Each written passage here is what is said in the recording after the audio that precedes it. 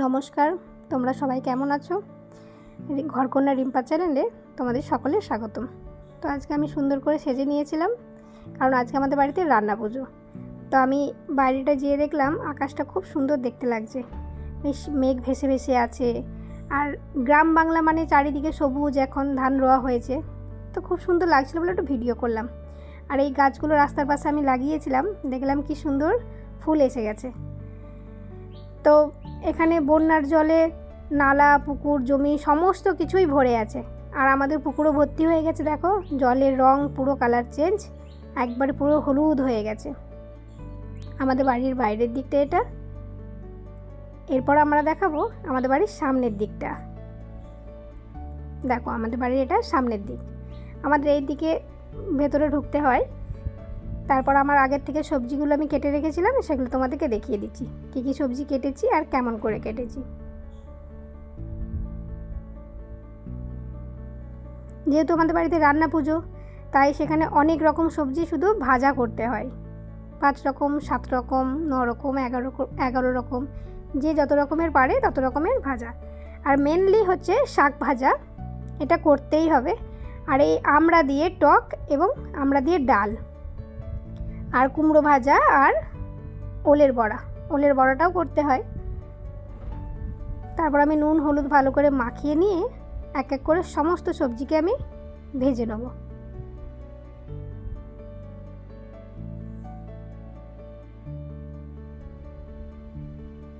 তারপর আমি একটা মিক্সার গ্রাইন্ডারে তিল একটু নিয়েছি বাটার জন্য। তো এটা মিহি করে না বেটে একটুখানি দানা দানা রেখে, কারণ এটা ভাজা যেহেতু হবে, তো ওটা রাখলাম। আমার ভাজা সব কমপ্লিট, সবজিগুলো দেখতেই পাচ্ছ। এরপর আমি তিলটা ভেজে নিচ্ছি। তিলটা ভাজতে ভাজতে অন্য কড়াতে একটা, যেহেতু আমি বাঁধাকপি মাছের মাথা দিয়ে বানাবো, সেখানে আমি মাথাগুলো ভেজে নিই। তারপর আমি পোস্তটা ভালো করে বেটে নেব। তারপরে দেখো আমার তিলটা খুব ভালো করে ভাজা হয়ে গেছে। এখানে মাছের ঝালের মশলাটা আমি করে নিচ্ছি। মাছের ঝালের মশলা শুধু টমেটো, আদা, সর্ষে আর পোস্ত, আর নুন হলুদ জিরে। এখানে আমি বাঁধাকপিটা করবো বলে আলুটা ভেজে নিচ্ছি। তারপর দেখো আমার পোস্তটা একদিকে কমপ্লিট হয়ে গেছে, দেখিয়ে দিলাম তোমাদের। তারপর আমি ওলের বড়াটা করে নেব। তো অন্য কড়াতে ওলের কড়া আমি ভাজতে বসিয়ে দিয়েছি। এরপর বাঁধাকপির মশলাটা বসিয়ে দিয়েছি, যেহেতু আজকে সব নিরামিষ। আর এটা হচ্ছে টক, সমস্ত রকম সবজি দিয়ে টক। আজকে নিরামিষ বলতে হ্যাঁ, মাছ আমাদের খাওয়া হয়, কিন্তু পেঁয়াজ রসুন এটা বাদ দিয়ে।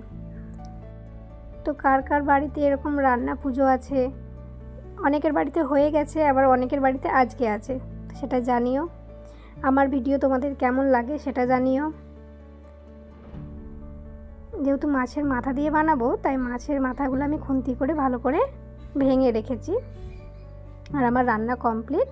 আমি পুরো থালা দেখিয়ে দিই। শাক ভাজা, তিল ভাজা, কাঁকরোল ভাজা, করলা ভাজা, আর এটা কুঁদরি ভাজা, চিচিঙ্গে ভাজা, বেগুন ভাজা, পটল ভাজা, এটা ছাঁচি কুমড়ো ভাজা, আর এটা ভেন্ডি ভাজা, কুমড়ো ভাজা, আর এটা কাঁচা কলা ভাজা, আর এটা সেই ওলের বড়া। আর এখানে বাটির মধ্যে আমি নিয়েছি আমড়া দিয়ে ডাল, আর মাছের ঝাল, আলু পোস্ত, আর এটা টক। আমি এখানে বাঁধাকপির তরকারিটা দিতে ভুলে গেছি, তো এখানে দেখিয়ে দিলাম। দেখো বাঁধাকপির তরকারিটা আমি অ্যাড করে দিয়েছি। তো এটা ছিল আমার কালকে রাত্রির রান্না। যেহেতু কালকে আমাদের সারাদিন রান্না করতে নেই, পান্তা খেতে হয়, তো তারপর দিন সকালবেলা উঠে পুজো সেরে মনসা পুজো করতে হয়। মানে উনানের মধ্যে শালুক ফুল দিয়ে, মনসা ডালা দিয়ে, চাল বাটা, হলুদ সমস্ত কিছু দিয়ে পুজো করতে হয়। তো সেটাই সেরে নিলাম। দেখো, তো আজ ভিডিওটা এখান পর্যন্তই। সবাই সুস্থ থেকো, ভালো থেকো।